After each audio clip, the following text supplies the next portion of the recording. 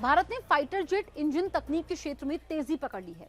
अमेरिकी tariff, supply chain संकट और डिलीवरी में अत्यधिक देरी से तंग आकर अब भारत अपनी तकनीकी स्वतंत्रता की दिशा में तेजी से आगे बढ़ रहा है।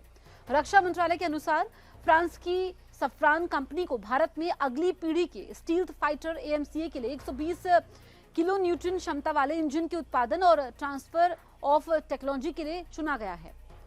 61,000 करोड़ के रुपए के समझौते में अब इंजन के डिजाइन, निर्माण, परीक्षण और इंटेलेक्चुअल प्रॉपर्टी राइट्स भी भारत को मिलने वाले हैं। जल्द ही इसके समझौते पर हस्ताक्षर होने हैं। इसी रेस में आपको बताएं कि अब ब्रिटेन की रोल्स रॉयस भी पूरी मजबूती से शामिल है, जिसने भारत को 110 से 130 किलो न्यूटन की क्षमता वाले पूरी तरह नए डिजाइन वाले इंजन के लिए 100% बौद्धिक संपदा अधिकार और पूर्ण तकनीक हस्तांतरण की पेशकश की है। उनके प्रस्ताव में उच्च थ्रस्ट वेरिएबल साइकिल इंजन तकनीक शामिल है, जो न सिर्फ वर्तमान जनरेशन के फाइटर जेट्स के लिए उपयुक्त है, बल्कि भविष्य में 6th जनरेशन फाइटर विमानों की मांग के अनुसार भी इसे स्केल और अपग्रेड किया जा सकता है। रोल्स रॉयस न केवल फाइटर इंजन बल्कि शिपिंग और नौसेना के लिए MTU 4000 और MT30 जैसे समुद्री इंजन भारत में देती है।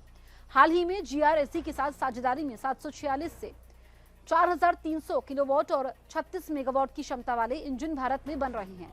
वायुसेना के Su-30 MKI और MiG-29 लड़ाकू विमानों के इंजन भी भारत में ही बन रहे हैं। Su-30 MKI में लगे AL-31 FP engine 122.5 kilo Newton ताकत देते हैं। MiG-29 के RD-33 इंजन की क्षमता लगभग 81.4 किलो न्यूटन है।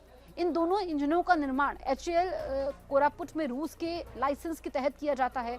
अब बन रहे इंजनों में 54% से ज्यादा हिस्से भारत में ही बनते हैं। अभी 100% कंपोनेंट्स भारत में नहीं बनते हैं। कारण है सुपर एलॉयज, क्रिटिकल पार्ट्स और एडवांस कोटिंग जैसी टेक्नोलॉजी पर उत्पादन करने के लिए अभी देश में पूरा इंफ्रास्ट्रक्चर और होना बाकी है, जिस पर तेजी से काम चल रहा है। रूस ने हाल ही में Su-57 फाइटर जेट को भारत को 100% तकनीकी ट्रांसफर देने का प्रस्ताव दिया है। इसका सीधा अर्थ यह है कि अगर भारत इस ऑफर को स्वीकार करता है और लाइसेंस प्रोडक्शन समझौता होता है, तो न केवल विमान बल्कि उसके इंजन भी भारत में बन सकते हैं। प्रस्ताव के अनुसार शुरुआत में भारत को AL-41 F1S इंजन के साथ पूरी design, production technology, supply chain, source code और मैन्युफैक्चरिंग इंफ्रास्ट्रक्चर मिलेगा, जो ड्राई थर्स्ट 88.3 किलो, उसके अलावा ऑफ्टरबर्नर के साथ 142 किलो न्यूटन और स्पेशल इमरजेंसी मोड में 147 किलो न्यूटन तक की ताकत देता है।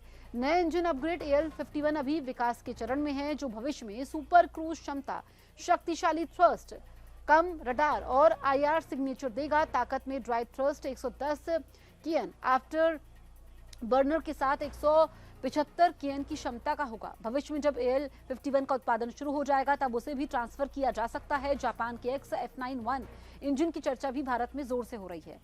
147 kilo Newton 3D thrust vectoring, super cruise, ये सारी खूबियां हैं इस इंजन में। दोनों देशों के बीच तकनीकी सहयोग बढ़ रहा है। जापानी प्रस्ताव एक अंतर्राष्ट्रीय 6ठी पीढ़ी के स्टेल्थ फाइटर जेट विकसित करने का संयुक्त कार्यक्रम है। ब्रिटेन, जापान, इटली 3 प्रमुख साझेदार हैं।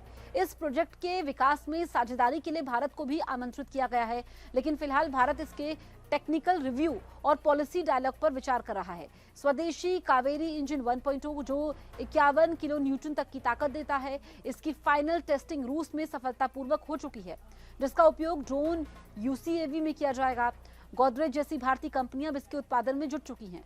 हाल में कावेरी इंजन 2.0 विकसित करने के लिए भी भारत सरकार ने आपको बताया कि 723 करोड़ जारी किया है। लक्ष्य 90 से 100 किलो न्यूटन ताकत और 2030 तक पूरी तरह देसी फाइटर जेट इंजन बनाना है।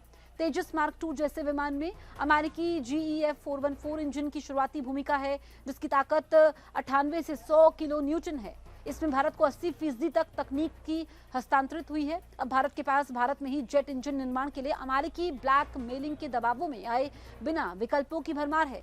फ्रांस, ब्रिटेन, जापान, रूस अर्थात तकनीक के लिए भारत अब किसी एक देश पर निर्भर नहीं रहेगा।